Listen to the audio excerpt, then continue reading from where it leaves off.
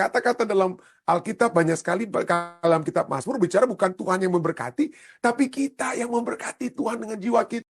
Kita memuji Tuhan karena Dia adalah Allah yang berdaulat, Allah yang berkuasa.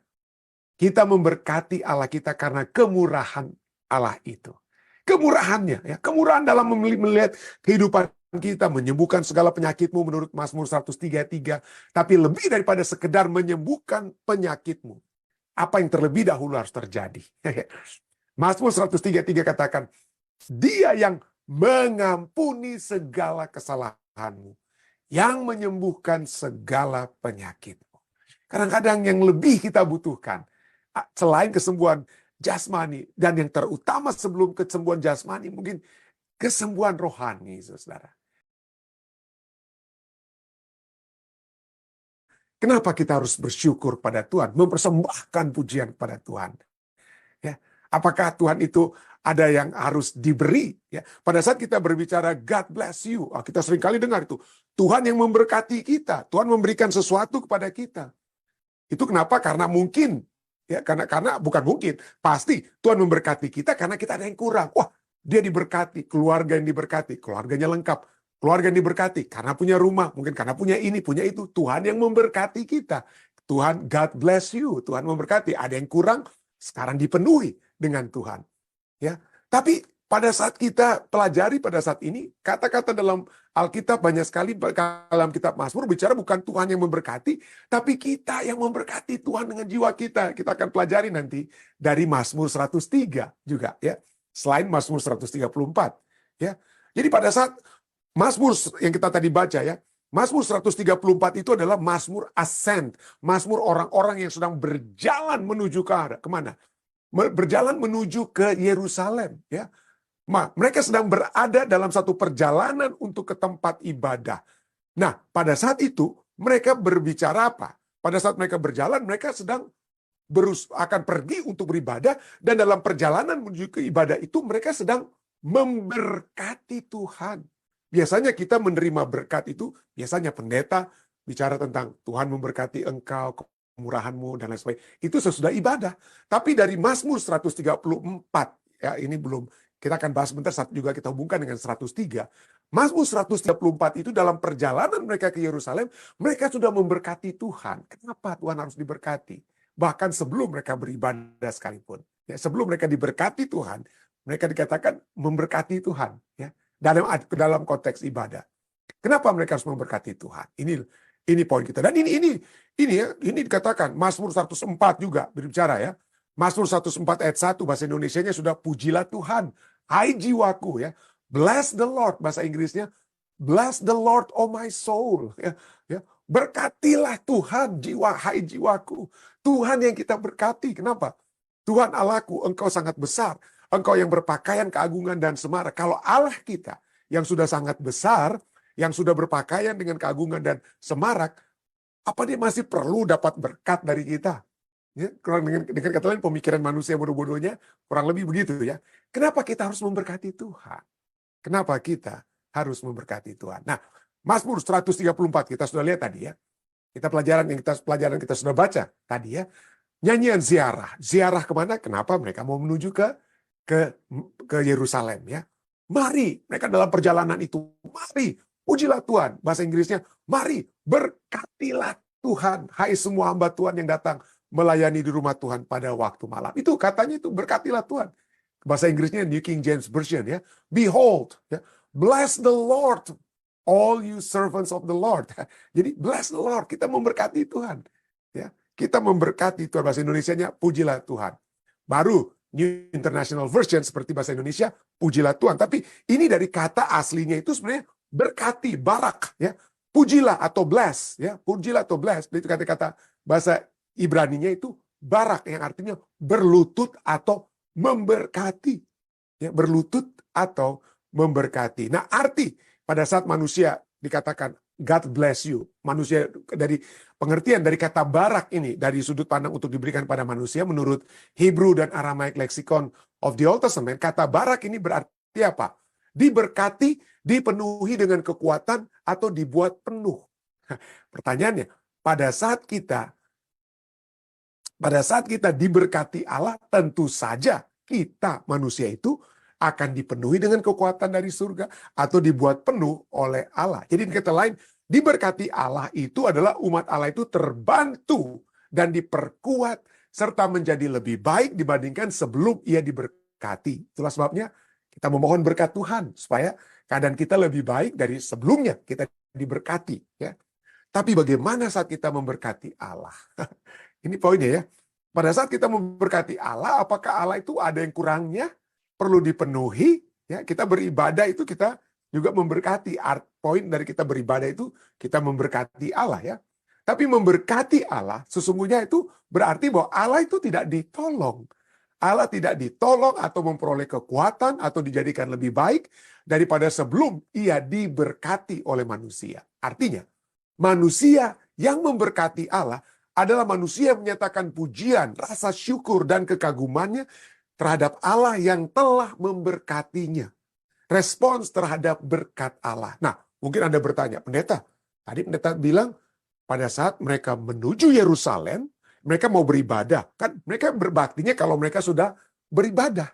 Ya, itu poin kita ya. Kita seringkali berpikir pada saat kita datang beribadah kepada Tuhan untuk memperoleh berkat. Nah, itu seringkali kita konsep manusia, konsep kita datang beribadah, kita dapat memperoleh berkat dari Tuhan. Tentu saja, ya betul. Kalau mereka keluar dari Yerusalem, mereka dapat berkat. Tapi sesungguhnya, hal yang pertama mereka lakukan pada saat mereka mau pergi beribadah, adalah karena mereka sudah diberkati terlebih dahulu.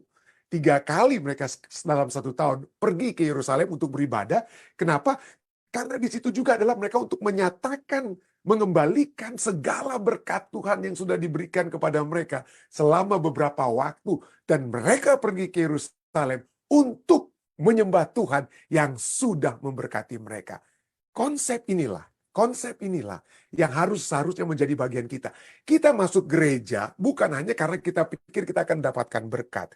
Tetapi karena kita sudah mendapatkan berkat selama 6 hari. Kita sudah mendapatkan berkat dan pada hari ke-7 kita pergi untuk memuji Tuhan. Dan kalau itu yang menjadi fokus kita, ya, pada saat kita pun tidak di acara ibadah kita pikir, waduh saya kok nggak dapat merasa diberkati. Kenapa nggak diberkati? Ya lagunya itu nggak bener. Nah, mungkin itu teguran kepada yang mengurus jemaat supaya bikinlah lagu yang bagus.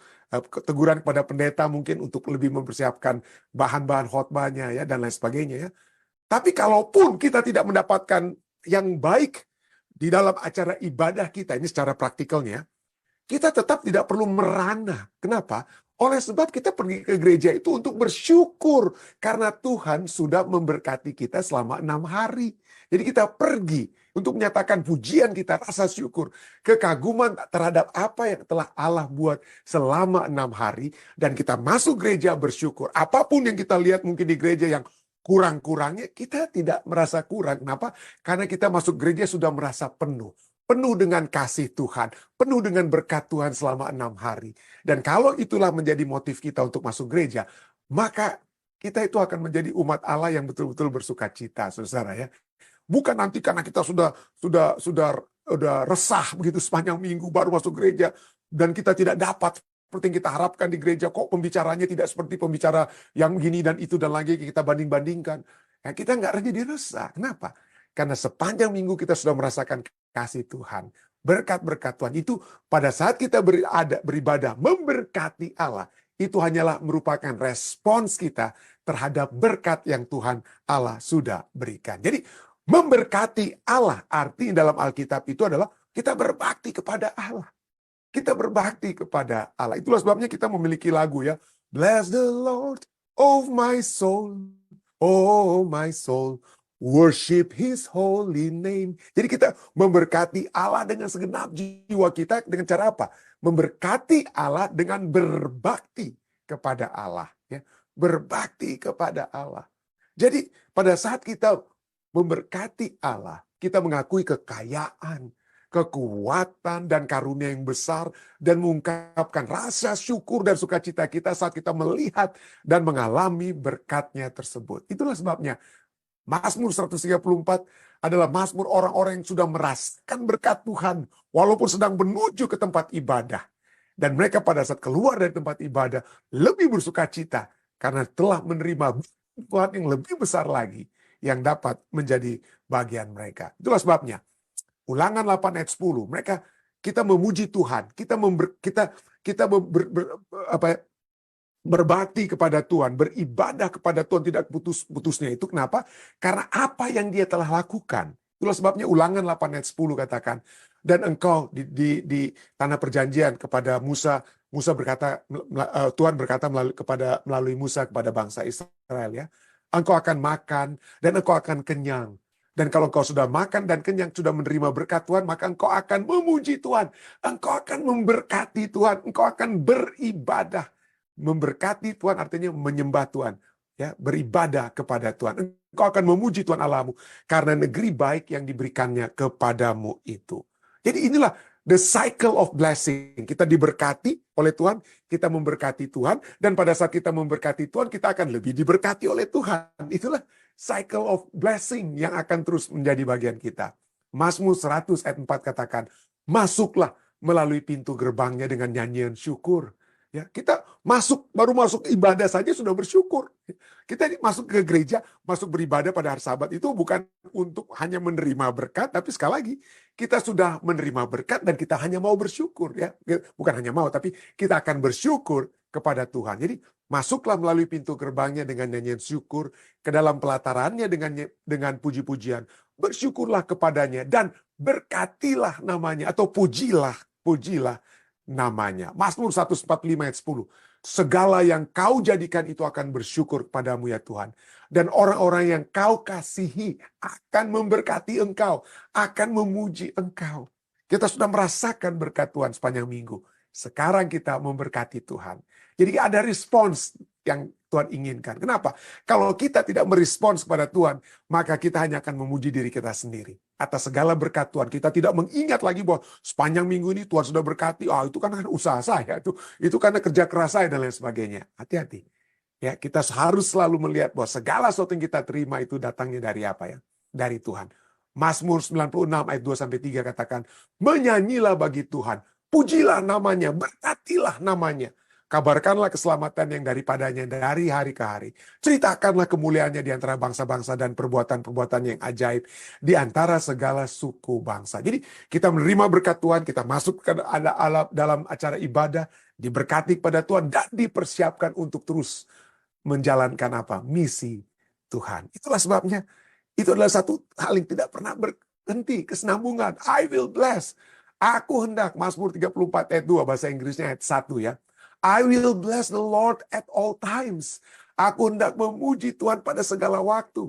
Ya, pada segala waktu kita beribadah kepada Tuhan, memberkati Tuhan segala waktu. Kenapa? Karena pikiran kita, kehidupan kita menjadi positif ya.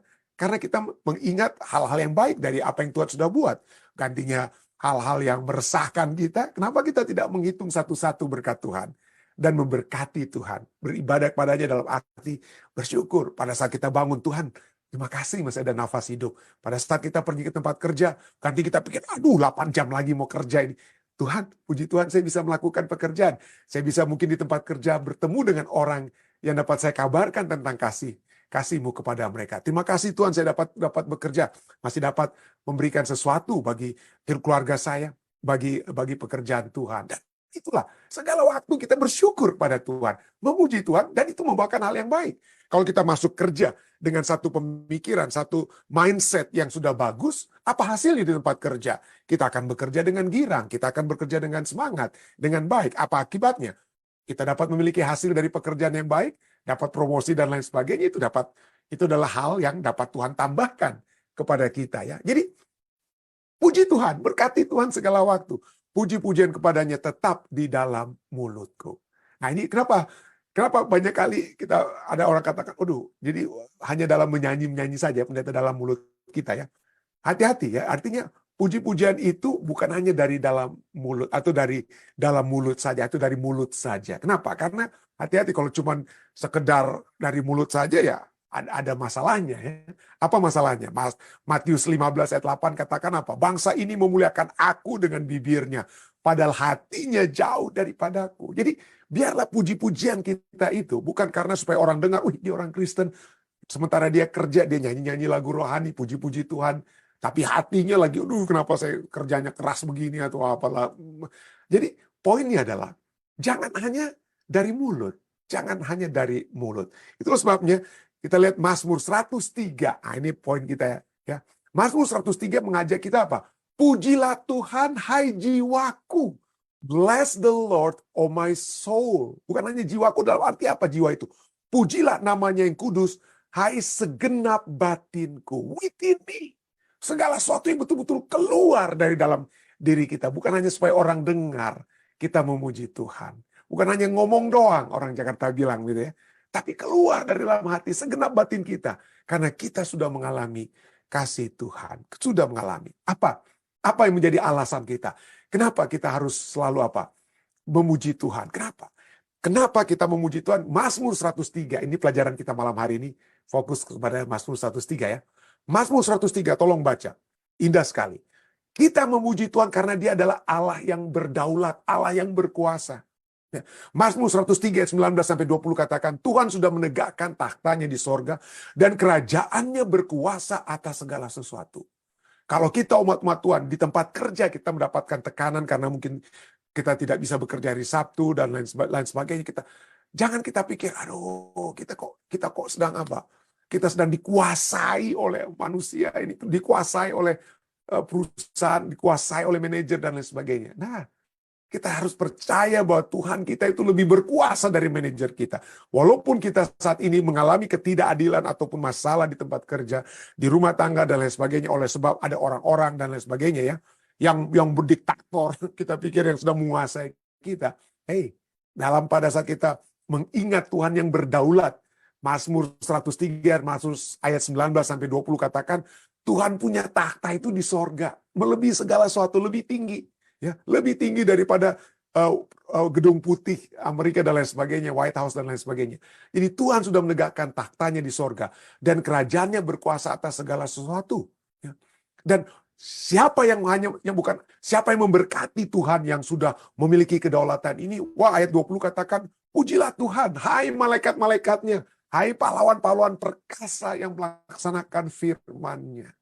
Jadi memuji Tuhan itu sudah merupakan satu hal yang dilakukan terus-menerus oleh para malaikat, para pahlawan-pahlawan yang melaksanakan firman, arti pahlawan-pahlawan iman ya dan lain sebagainya. Jadi kita memuji Tuhan, tetap memuji Tuhan karena kita tahu, walaupun saya dalam keadaan tertekan saat ini, masalah dan lain sebagainya, saya sedang harus menghadapi hakim, saya akan menerima hukuman dan lain sebagainya. Ada hakim di atas segala hakim, ada hakim yang akan memberikan keadilan yang sesungguhnya ya. Keadilan yang sesungguhnya. Itulah sebabnya poin kedua. Kenapa kita harus memberkati? Kita tidak perlu merasa tertekan jiwa kita. Kita tetap dapat memuji Tuhan, memberkati Tuhan, beribadah kepada Tuhan. Kenapa? Karena kita mengetahui keadilan Allah. Keadilan Allah. Mazmur 103 ayat 6 katakan apa? Tuhan menjalankan keadilan dan hukum bagi segala orang yang diperas. Jadi dengan pemahaman seperti ini, dalam keadaan apapun kita diminta untuk memberkati Allah setiap waktu, memuji Tuhan setiap waktu. Bukan hanya pada saat kita dapat promosi, baru terima gaji. Bagaimana pada saat kita ditekan, pada saat kita dipecat, pada saat kita tidak punya gaji lagi dan lain sebagainya. Karena ketidakadilan manusia. Percayalah, Tuhan menjalankan keadilan dan hukum bagi segala orang yang diperas. Dan dengan pemikiran seperti ini, maka kita memuji Tuhan, memberkati Tuhan, beribadah kepada Tuhan. Dan poin terakhir yang dapat kita lihat juga dari Mazmur 103. Anda bisa tambahkan, Anda bisa baca Mazmur 103, bisa tambahkan poin-poin tentang kenapa kita memberkati Allah kita. Yang terakhir ini katakan apa ya? Kita memberkati Allah kita karena kemurahan Allah itu. Kemurahannya, ya, kemurahan dalam melihat kehidupan kita, menyembuhkan segala penyakitmu menurut Mazmur 103:3, tapi lebih daripada sekedar menyembuhkan penyakitmu. Apa yang terlebih dahulu harus terjadi? Mazmur 103:3 katakan, Dia yang mengampuni segala kesalahanmu, yang menyembuhkan segala penyakitmu. Kadang-kadang yang lebih kita butuhkan, selain kesembuhan jasmani, dan yang terutama sebelum kesembuhan jasmani, mungkin Kesembuhan rohani, saudara. Kesembuhan rohani. Itulah sebabnya Yesus selalu berkata, dosamu diampuni sebelum Yesus menyembuhkan orang yang dalam keadaan sakit. Kenapa? Karena kadang-kadang itu perasaannya. Kan kita seringkali lihat itu ya. Kenapa orang bicara tentang mental health, kesehatan mental mereka? Karena mungkin ada beban-beban kehidupan. Ada masa lalu yang masih menghalangi kita untuk memiliki sukacita dalam Tuhan. Kesalahan-kesalahan setan yang terus berpikir, aduh dosamu begitu hebat kita rantung. Coba lihat ini orang-orang yang kamu telah lukai, kamu telah sakit dan lain sebagainya. Kalau itu terus menjadi pemikiran kita, maka kita tidak bisa move on. Ya, kita tidak bisa move on. Maka kita akan menghadapi masalah mental dan lain sebagainya. Ya, jadi sebelum penyakit kita disembuhkan, entah itu penyakit mental, mungkin yang pertama adalah kita dapat memperoleh kekuatan kerohanian dengan mengetahui bahwa dosa-dosa kita telah diampuni. Dosa-dosa saudara dan saya telah diampuni. Masa lalu kita bisa merah seperti kermisi, ya. Tapi kalau kita mengetahui bahwa Tuhan memiliki kuasa untuk mengampuni dosa kita, putih, merah tersebut akan putih seperti salju. Jangan lagi terbebani. Tentu saja kita tidak dapat merubah masa lalu kita. Ya, kita tidak dapat merubah. Itulah sebabnya apa yang dapat kita lakukan? Ketenangan, ya, menurut Serenity Prayer-nya Niebuhr, ya. Biarlah kita mengakui bahwa ada hal-hal yang kita tidak dapat ubah. Ketenangan untuk melihat hal-hal yang tidak dapat kita ubah, seperti masa-masa lalu kita. Ya. Dan itulah kita doakan. Tuhan, terima kasih. Engkau sudah mengampuni segala kesalahanku, dan Engkau menyembuhkan luka mungkin jasmaniku. Dan poin ini, kemurahan Tuhan ini, yang mengampuni segala kesalahan itu, menjadi tekanan utama dari dalam Mazmur 103 ini. Mazmur 103. Mari kita sudah baca ini ayat 3 ya.